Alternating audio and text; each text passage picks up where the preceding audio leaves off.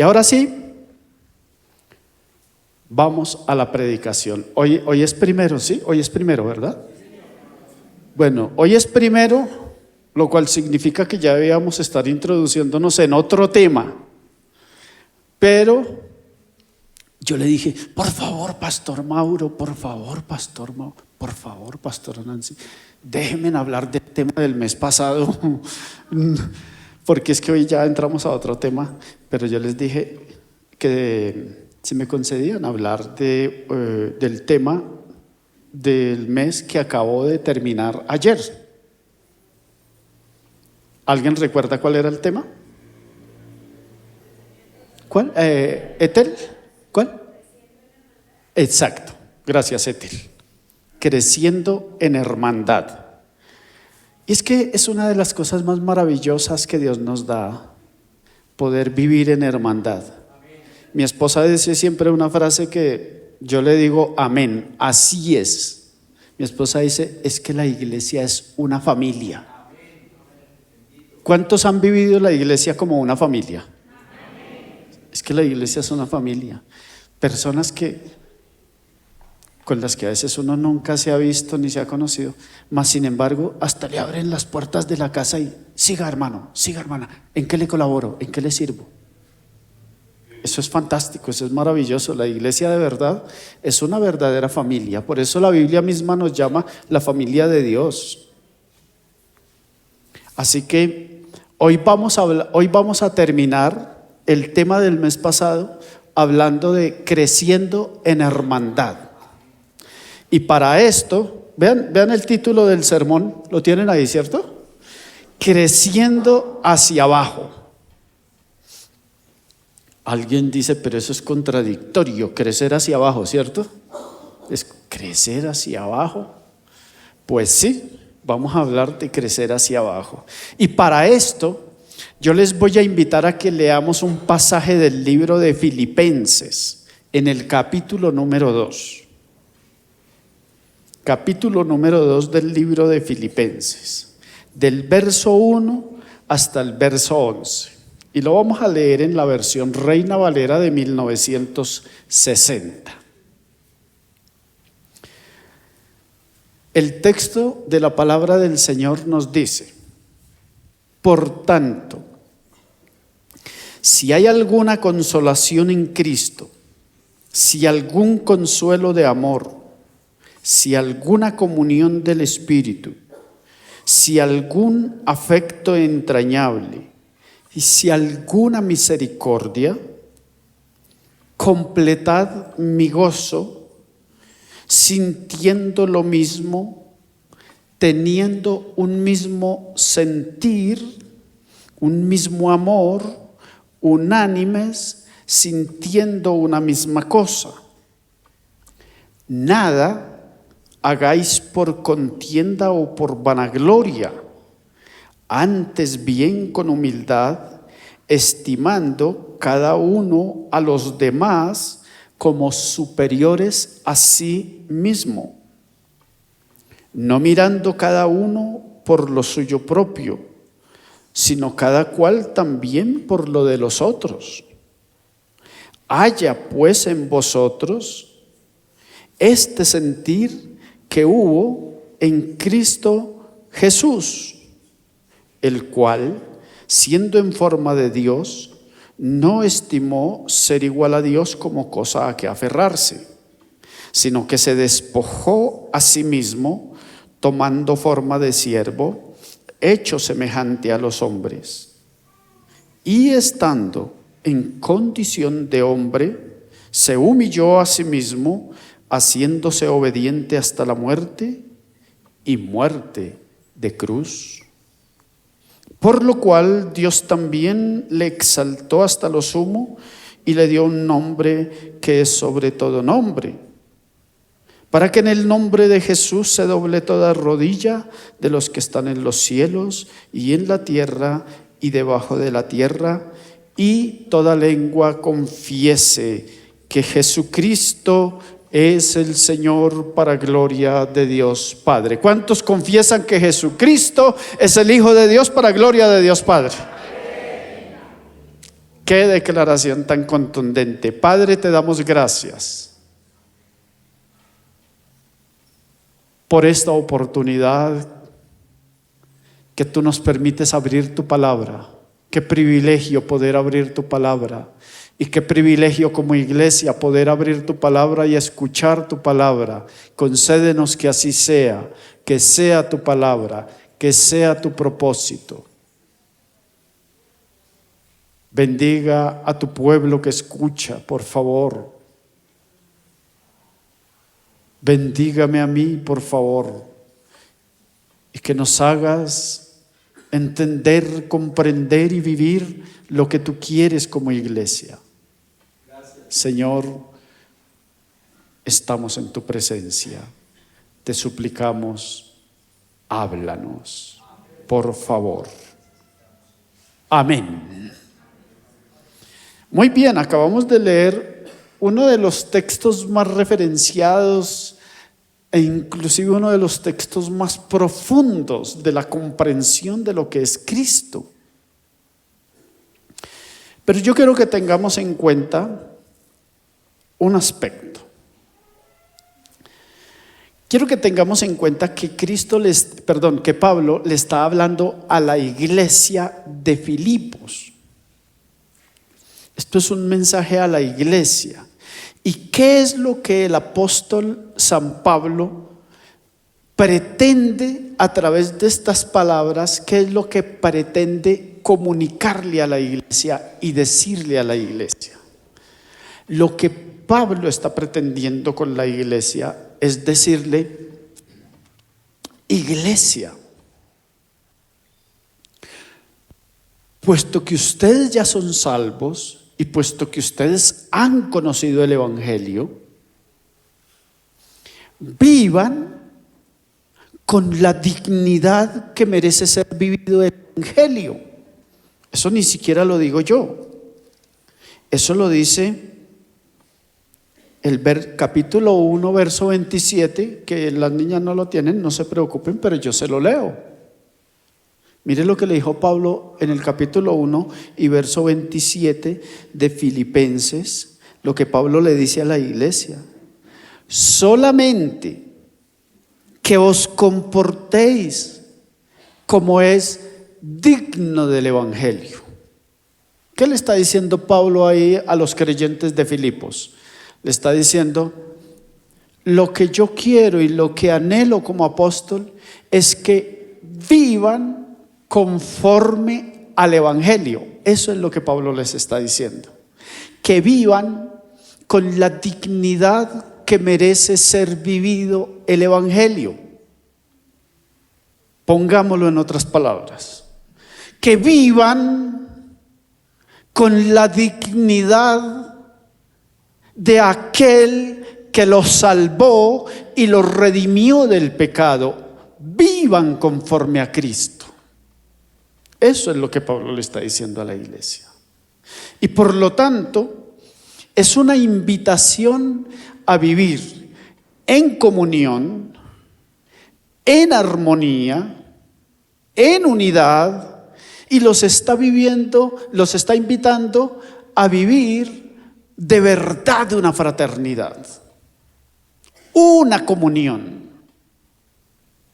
Eso es lo que Pablo pretende decirles. Es que ahí lo dice en el pasaje que leímos. Si por favor me dejan ver el versículo número, repitamos el 1 y 2. Mire lo que dice Pablo. Mire: por tanto, si hay alguna consolación en Cristo, si algún consuelo de amor, si alguna comunión del Espíritu, y si algún afecto entrañable, y si alguna misericordia, Pablo dice: completen mi gozo, por favor. ¿Y cómo van a completar mi gozo? Sintiendo lo mismo, teniendo un mismo amor, unánimes, sintiendo una misma cosa. ¿Qué está rogando Pablo a la iglesia?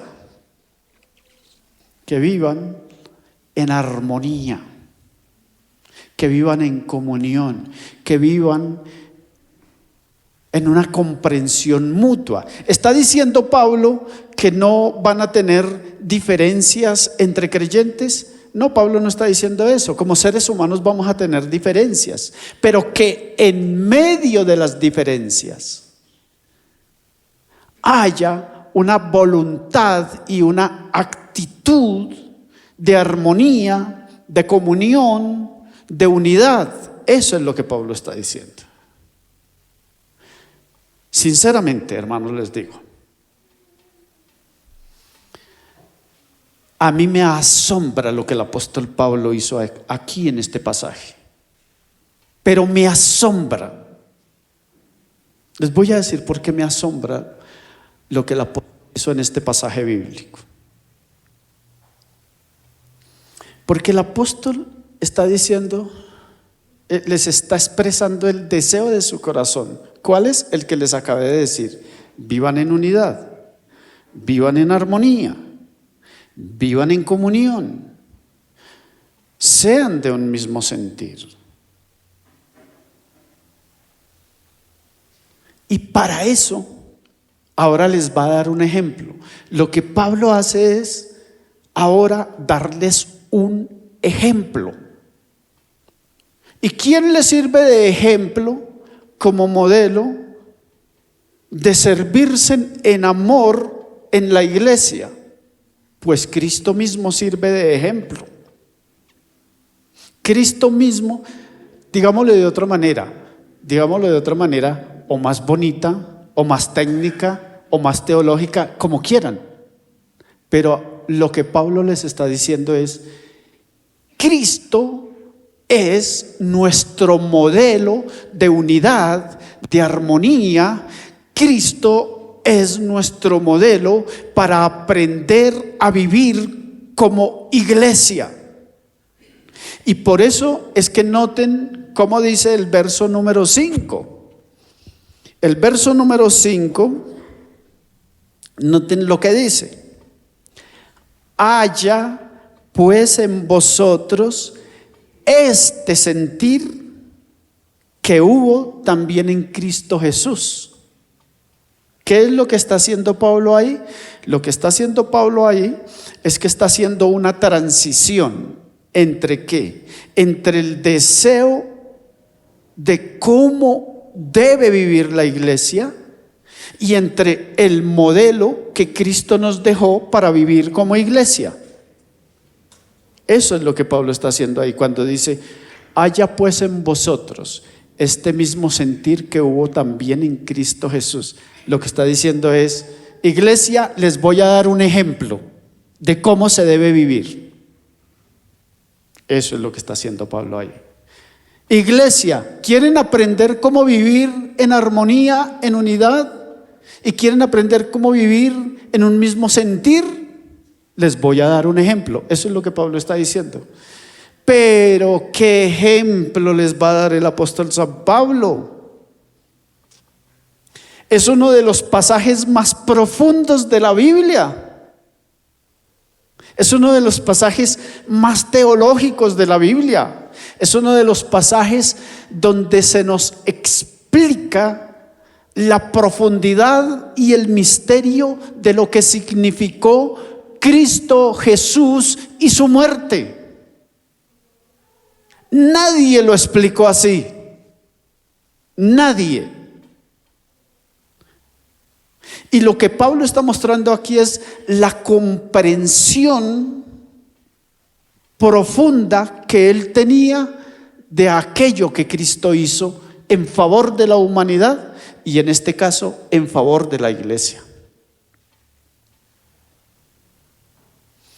Esto, a partir del verso 5, quiero que sepan que era un himno que cantaba la iglesia cristiana del primer siglo. Es decir, la iglesia que nace después que Cristo muere, es decir, los siguientes 20, 30 años, esto era un himno que cantaba la iglesia cristiana y en la cual reflejaban la comprensión a la que habían llegado de Cristo Jesús. Y Cristo como modelo pasa a mostrarnos cómo debemos vivir para lograr la unidad.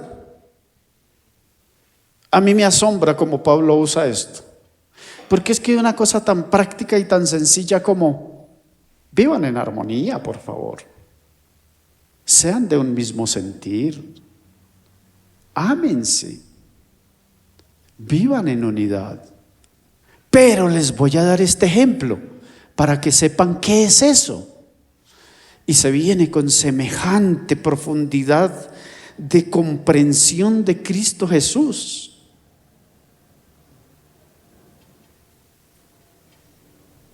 Y por eso les voy a pedir, si me regalan la diapositiva 1, por favor. El secreto de crecer hacia abajo. Y lo dice el verso 6. Dice: el cual, siendo en forma de Dios, no estimó ser igual a Dios como cosa a que aferrarse. ¿Qué nos está diciendo ahí? Lo que nos está diciendo ahí es que Jesucristo, siendo Dios, siendo soberano, siendo eterno, siendo omnipresente, siendo todo eso que conocemos como absolutamente Dios incontenible, que no lo podemos ni entender ni expresar casi. Sin embargo, noten la expresión que Pablo usó. No estimó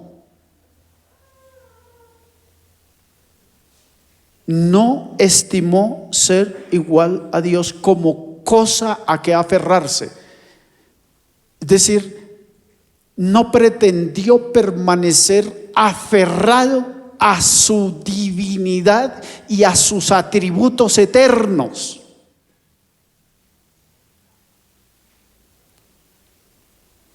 Sino que, ahí ya viene un sino que.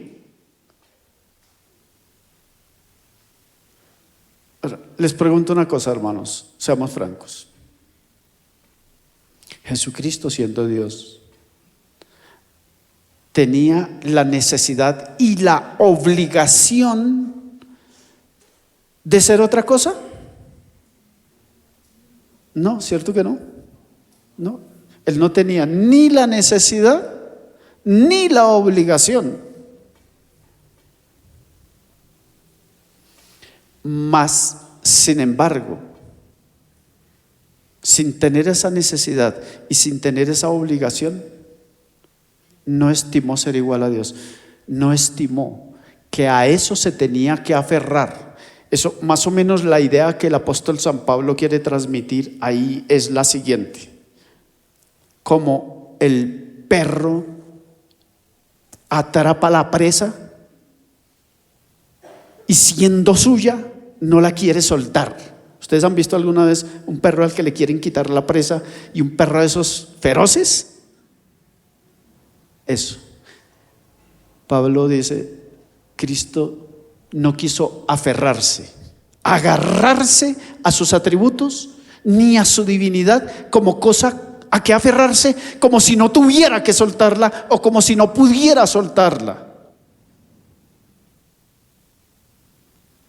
Y ahora dice: sino que, segunda diapositiva, por favor, no estimó ser igual a Dios, sino que ¿qué? Se despojó y tomó forma de siervo. ¿De qué nos está hablando ahí? De la capacidad de renunciar a lo que le es propio, de la capacidad de renunciar a eso que no tiene la obligación de renunciar, de la capacidad de renunciar a eso que no está obligado a renunciar, pero él voluntariamente, es que él voluntariamente decidió renunciar a eso. Ahí lo dice el texto bíblico, el verso 7. Yo les voy leyendo: sino que se despojó a sí mismo. tomando forma de siervo, hecho semejante a los hombres. Es que nomás es pensar, Él es Dios, ¿qué necesidad tenía de hacer eso?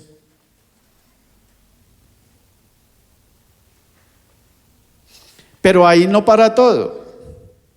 Si no tan como Cristo, ahí va para abajo, porque se despoja de su divinidad. Ahora, quiero aclararles una cosa. Cuando Cristo vino aquí a la tierra y estuvo como siervo y estuvo como hombre, ¿dejó de ser Dios? No. Él siguió siendo Dios. Entonces, ¿de qué se despojó? Se despojó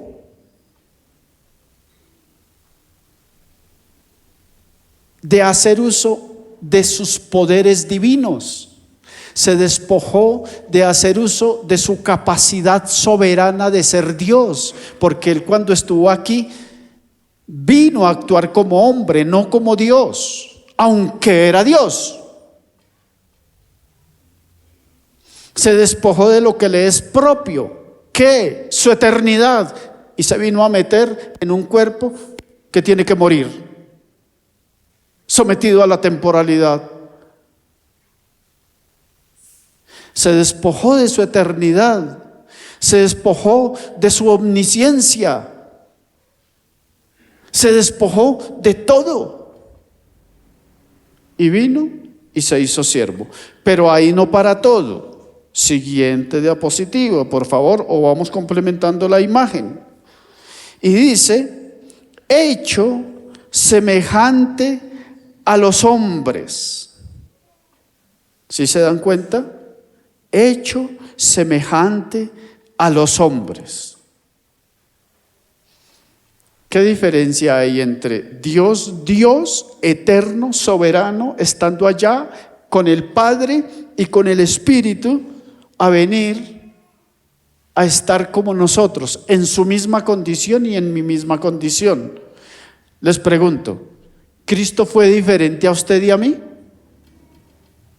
¿O fue igual, exactamente igual? Fue exactamente igual a nosotros, excepto que Él no pecó, pero por lo demás todo fue igual. Él lloró como usted llora, tuvo hambre como usted tuvo hambre, sintió un profundo sueño como usted siente un profundo sueño, se angustió como usted se angustia, padeció como usted padece muchas veces.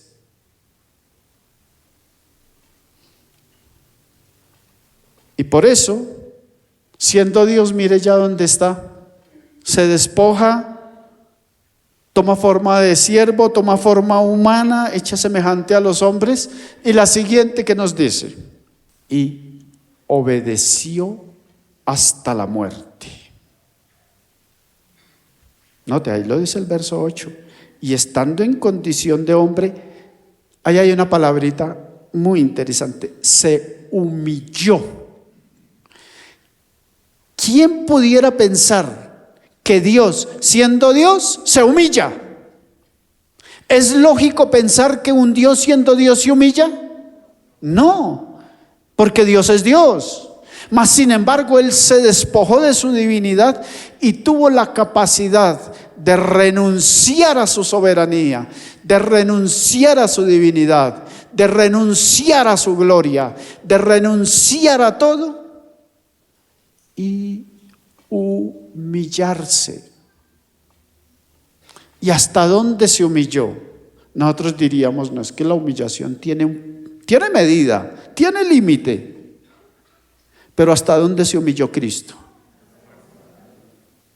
Ahí lo dice, se humilló a sí mismo. Noten, se humilló a sí mismo, Él voluntariamente se humilló, haciéndose obediente hasta la muerte. Les pregunto,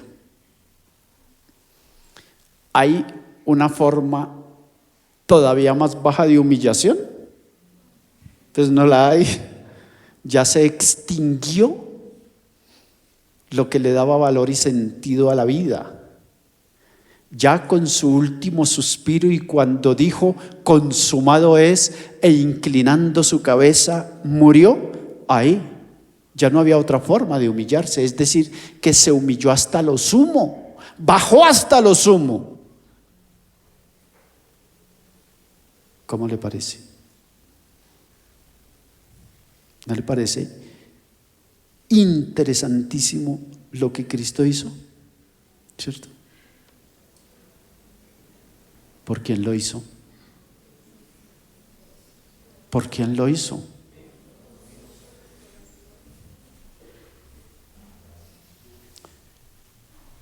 Pero si se dan cuenta, ¿no? Hacia abajo, hacia abajo, hacia abajo y más abajo, y ya no hay dónde más ir, porque ya ha ido a lo sumo hacia abajo. Ya no hay otra forma. Se humilló hasta lo sumo. Es decir, se humilló hasta donde no había otra forma de humillarse.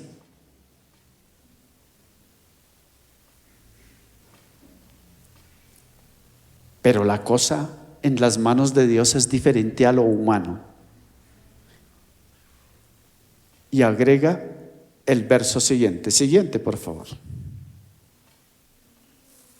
Dice el verso 9: por lo cual también Dios le exaltó hasta lo sumo.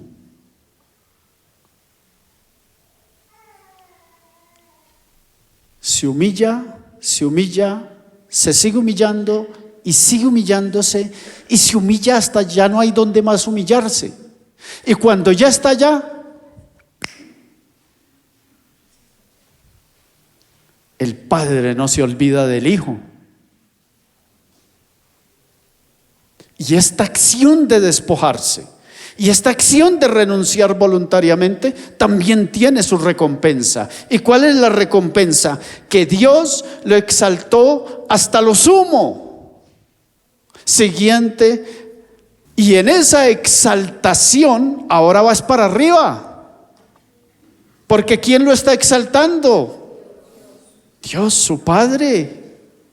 Y ahora va para arriba, por lo cual le dio un nombre sobre todo nombre. Dígame, ¿hay un nombre superior al de Cristo? Miren, yo soy amante de la historia. Yo soy amante de la historia por gusto. Yo nunca estudié historia así en un lugar oficial para enseñar historia, no. Yo soy amante de la historia por gusto. Pero cuando uno dice Platón, cuando le dicen a uno Aristóteles, cuando le dicen a uno San Agustín de Hipona, son personajes con un nombre histórico enorme.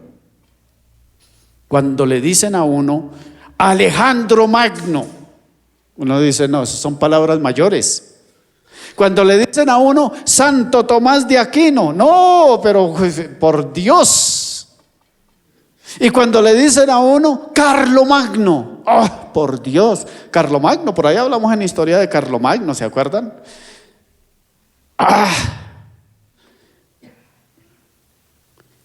Y cuando le dicen a uno Martín Lutero, Juan Calvino,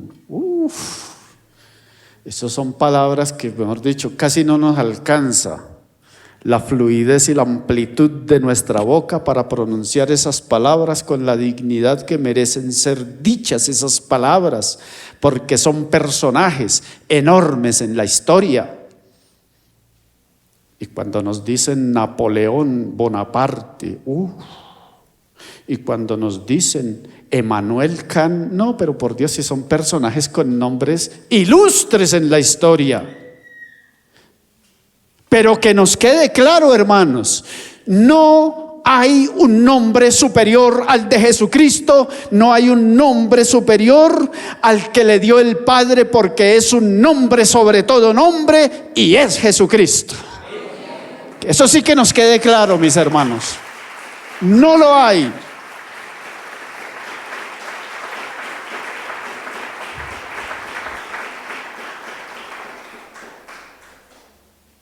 Pero ahí no para todo. Vamos, Sarita. Y agrega, en el nombre de Jesús, ¿qué? Se doblará toda rodilla. Miren, ese que se humilló, ese que se despojó, y ese que fue hasta lo sumo, ahora, en su nombre, por la exaltación del Padre, toda rodilla se ha de doblar. La rodilla de algunos,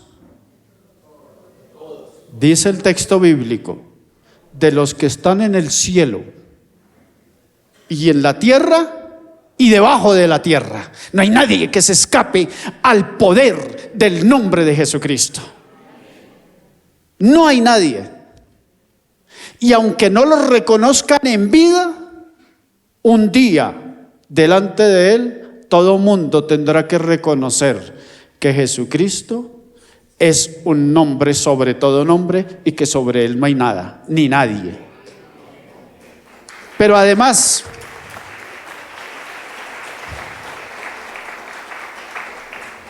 siguiente, Sarita. Y el nombre que se le ha dado, sí, es Jesucristo, pero además otro nombre. ¿Cuál? El Señor. Eso es lo que en el Antiguo Testamento era Adonai. Adonai o Adonai en el Antiguo Testamento es este Señor. Es este Kyrios en griego, nombre del que se había apropiado un señor que se llamaba el César romano, el emperador romano. Pero Pablo dice, no, un momentico. Eso no es propiedad del señor que está allá en Roma. Eso no es propiedad del César romano. El nombre que es sobre todo nombre es Jesucristo, y Él es el Señor, y Él es el Kyrios que gobierna por encima del imperio romano. Eso es.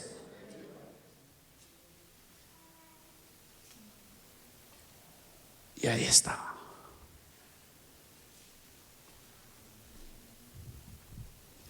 Pero quiero recordarles, no nos podemos quedar en el encanto teológico de que descendió. Debemos entender que esto lo está mostrando Pablo como un ejemplo de cómo tiene que vivir la iglesia y cómo debe vivir la iglesia. Esto es fantástico. A esto que está ahí primero, en la primer recuadro donde dice Cristo no estimó ser igual a Dios y se despojó, es lo que teológicamente llaman la kenosis. Bueno, son nombres raros, ¿cierto, pastor? Que la kenosis, esos son términos griegos. Pero discúlpeme, por favor, no es que aquí se quiera impresionar de que de griego ni nada de esas cosas, no. Simplemente lo que les estoy diciendo es que lo que Pablo está tratando ahí es muy profundo y está desentrañando el misterio de Jesucristo. Pero lo está desentrañando como un modelo de vida para la iglesia.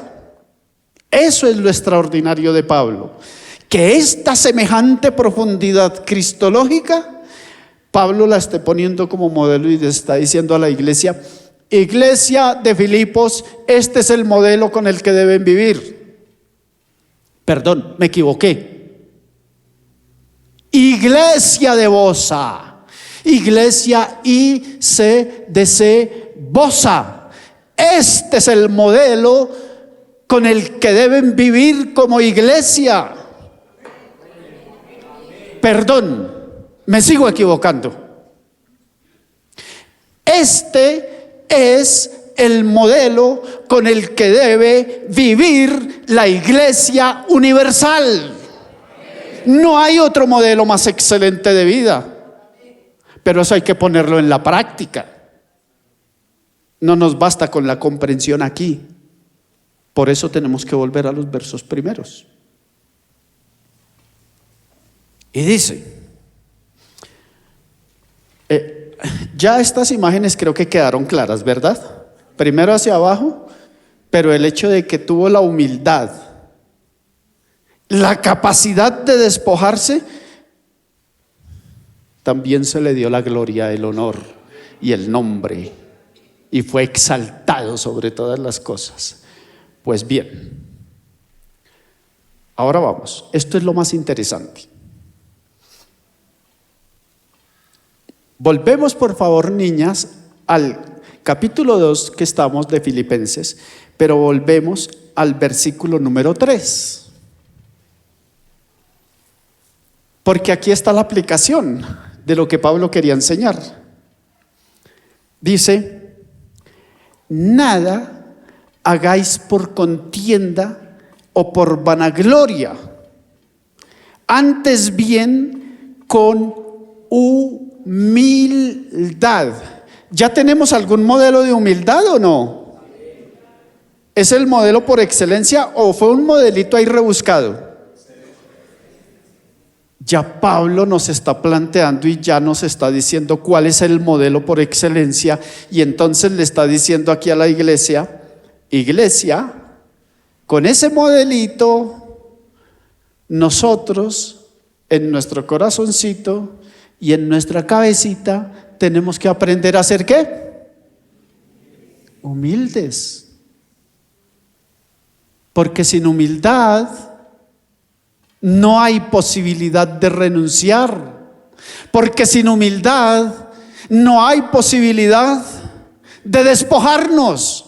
Porque sin humildad no hay posibilidad de reconocer al otro. Mire, es que ahí lo dice: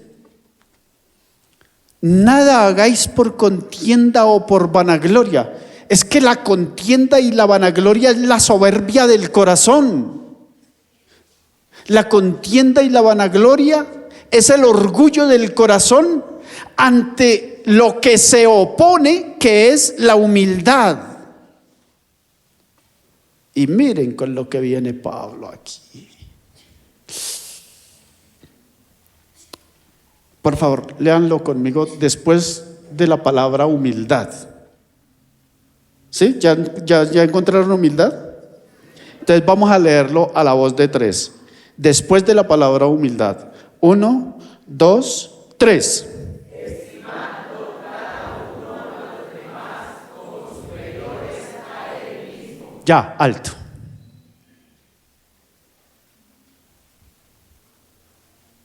¿Lo repetimos? 1, 2, 3. Estimando cada uno a los demás como superiores a él mismo. Porque Pablo quiere que el hermano estime al otro como superior, porque ya Cristo nos demostró que sí se puede. ¿Cómo nos demostró Cristo que sí se puede? Porque Cristo la estimó a usted y lo estimó a usted como superior, y por eso se despojó. Si Cristo no lo hubiera considerado a usted como superior, Él no se despoja. ¿Dónde está la esencia del asunto? La esencia del asunto está en que Cristo dijo: pero es que Mauro es valioso. Sí, pero es que Germán es valioso. Pero es que Edwin, si Edwin tiene un valor inconmensurable. Si es que Lisette tiene un valor estratosférico. Si es que Nelson, y ponga ahí su nombre, cada uno fue tan importante y tan valioso que por eso Cristo se despojó y dijo: ellos son más importantes y por eso yo me voy hasta el fondo, hasta donde tenga que ir, pero los voy a considerar como superiores. Y porque nos consideró como superiores, por eso fue a la cruz.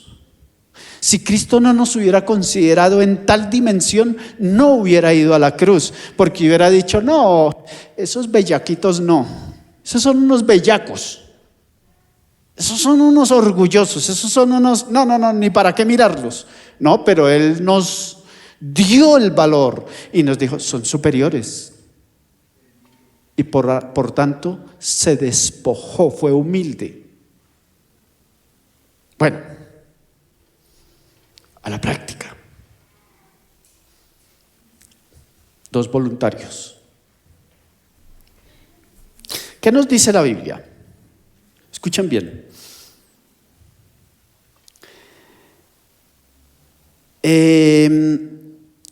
Antes bien, con humildad, estimando cada uno a los demás como superiores a sí mismo.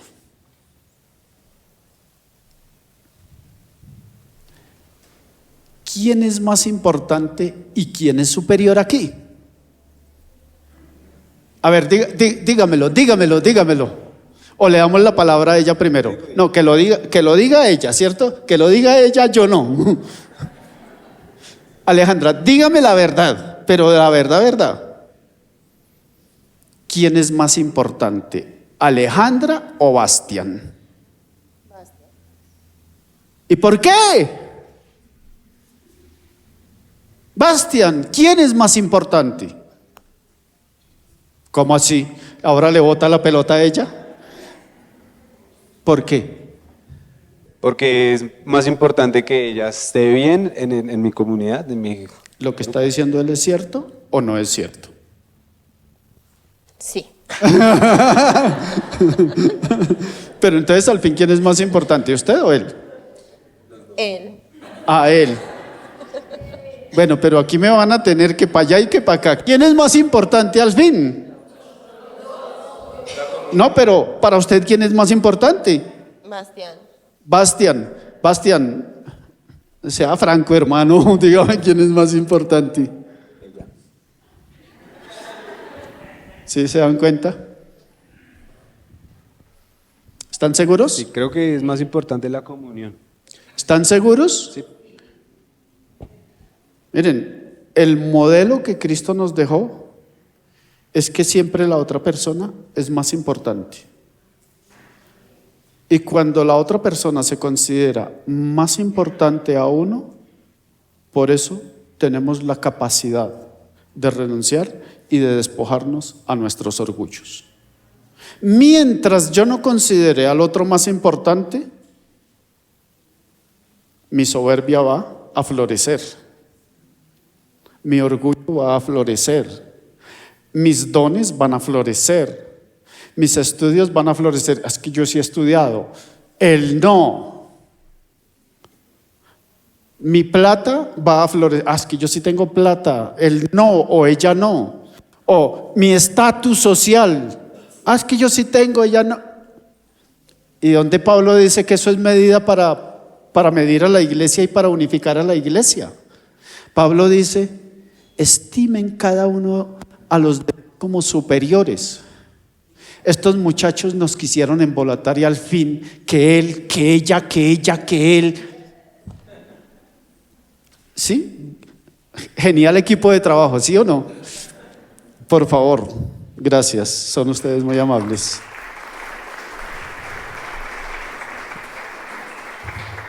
Pero ahora sí nos vamos a poner serios. Pastor Mauro, venga. Les quiero presentar al flamante pastor de la Iglesia Cristiana Discípulos de Cristo Bosa, el pastor Mauro González. Un aplauso para él.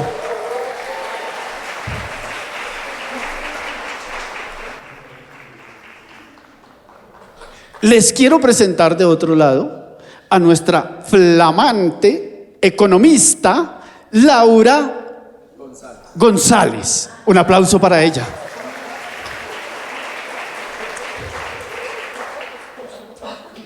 Bueno, a nivel eclesial, ¿quién es más importante?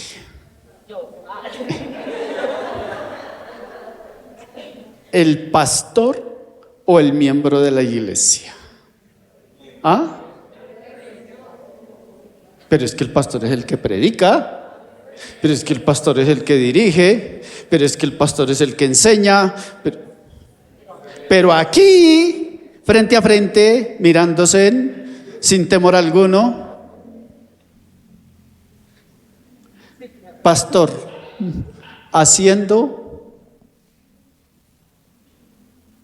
honor a su título de pastor y de reverendo, ¿quién es superior?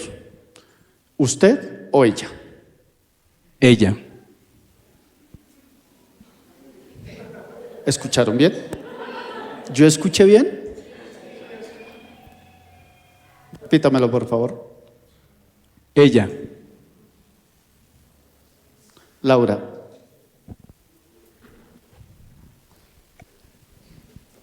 ¿Cuántos años en la universidad? 5, ¿Y sigue estudiando? sí. Otra cosa, pero... Sigue estudiando. Pero sí. Sinceramente, francamente, ¿quién es superior? ¿Usted o ella? No, No, pero dígalo con el micrófono que se escuche. él. ¿Y por qué?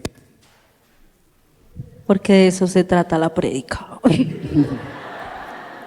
¿Porque de eso se trata la prédica? No, acláremelo, acláremelo. No, porque él es mi pastor. ¿Porque él es su pastor? Sí. ¿Creen que esa es la razón? No. ¿Hay otra razón? ¿Cuál será? ¿Por qué? Porque Jesús me lo enseñó. Claro. ¿Y porque ese es el modelo de quién?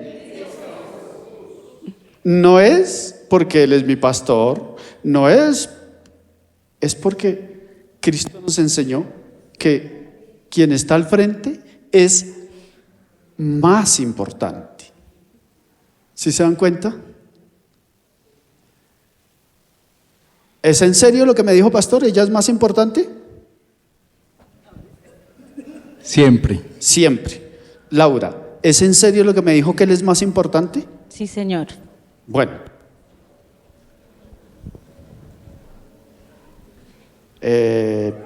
Venga, Clarena, venga, por favor. Aquí, bien de frente, frente a frente.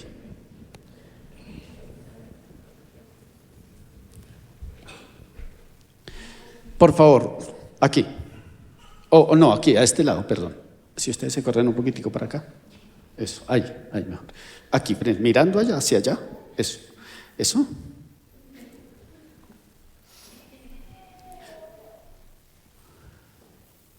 ¿Quién es más importante? ¿Ella, él o usted? Ellos, ¿Por qué? porque fue el modelo que Cristo me enseñó. Allá. Pastor, ¿es cierto que usted es más importante que ella?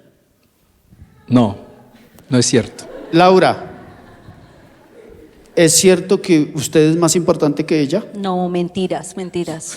Bueno, entonces, como la cuestión es de mentiras. Clarena, él dice que ella es más importante y ella dice que él es más importante. Usted es juez en este momento. ¿Cómo? Usted es juez en este momento. Puede tomar el micrófono. Dígame, si ella dice que él es más importante y si dice que ella es más importante, ¿acaso hay lugar para el orgullo y acaso hay lugar ahí para las diferencias y acaso hay lugar para las soberbias entre el uno y el otro? No, ¿Por qué? porque Cristo al enseñarme que la otra persona, mi prójimo, es más importante, debo hacer a un lado esas diferencias y obedecer. Que es Y la otra entonces parte. aquí entre ellos, ¿por qué no hay espacio? Es que hay 1 metro de espacio al menos para el orgullo. No, ¿Hay medio metro? No. ¿Hay 5 centímetros? Ni 1 milímetro. ¿Hay 1 milímetro? Ni 1 milímetro. ¿Por qué? Porque esa es la ordenanza que nos da. Porque es el modelo de Cristo. No debe haber ni siquiera 1 milímetro de espacio o de oportunidad para el orgullo, porque definitivamente Laura debe reconocer que Mauro es más importante y Mauro, con todo y título de pastor y de reverendo y de teólogo, ha de reconocer siempre que Laura es más importante. Iglesia, ¿hay espacio ahí para la soberbia? ¿Hay espacio para el orgullo? ¿Hay espacio para creerme más importante que el otro? Eso es como la iglesia debe actuar. Y si queremos vivir en armonía, y si queremos vivir en comunión, eso es lo que tenemos que hacer. Gracias. Gracias, gracias. Pero aclaremos un poquitico más. Bueno, aquí el tiempo se alargó ya. El tiempo nunca me alcanza. ¿Qué hacemos, Fulito? ¿Cómo? ¿Que siga? Bueno, entonces, a la salud de todos. Siga, pastor, usted es más importante. No. Ministerios. Hablo a los ministerios de la iglesia. Ministerios. Siempre hay un ministerio. Ministerio de damas, ministerio de jóvenes, ministerio de audiovisuales, música y todos, servidores, todos. Hay un líder en cada ministerio hay un líder. En cada ministerio hay un líder. Hablo a cada ministerio. ¿Quién es más importante? ¿Usted o su líder? ¿Quién es más importante? ¿Usted o su líder? Y le preguntó al líder, ¿quién es más importante? ¿Quién está acompañándolo en el proceso? ¿Hay espacio para el orgullo? ¿Hay espacio para la soberbia? ¿Hay espacio para creerme más que el otro? Ya Cristo nos dejó el modelo. Y por eso dice, mire, el verso 4, no mirando cada uno por lo suyo propio, sino cada cual también por lo de los otros. ¿Sí lo ven ahí? ¿Lo leemos todos? Pero leámoslo no pensando que voy a leer, leámoslo pensando que eso es lo que me toca hacer a mí.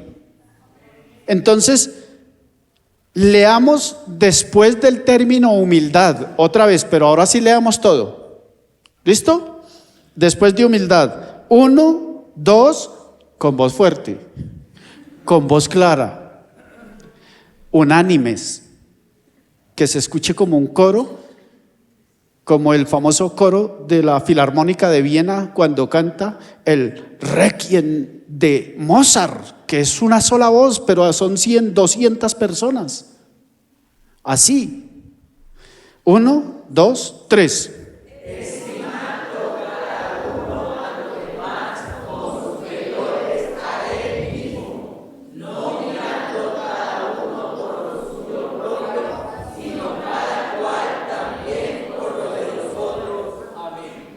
Eso es ética cristiana. Eso es ética cristiana. Respetar al otro, valorar al otro, darle el sentido y la dignidad al otro. Así sea mi líder, así esté de acuerdo en todo o no, pero respetarlo, no por el hecho. Vea, como seres humanos podemos tener diferencias, pero eso no me da lugar ni me autoriza para irrespetar al otro. Por el contrario, si es superior, ¿qué debo hacer? Respetarlo, llamarlo y hablar con el respeto que se merece y plantear las cosas con el respeto. Eso es ética cristiana. Ahí no hay diferencia para el orgullo. Ahí no hay forma de ser antiéticos. Mire lo que dijo Pablo. Eso se lo leo. Sí, también se lo envié. Por favor, el de Romanos. Romanos 12:3. Véalo, ahí está. Mire lo que dice Romanos 12:3 y leámoslo al tenor de lo que venimos diciendo. Es decir, con el sentido de lo que venimos diciendo. Leámoslo todos, por favor. Digo, pues, por la gracia que me es dada a cada cual que está entre vosotros, que no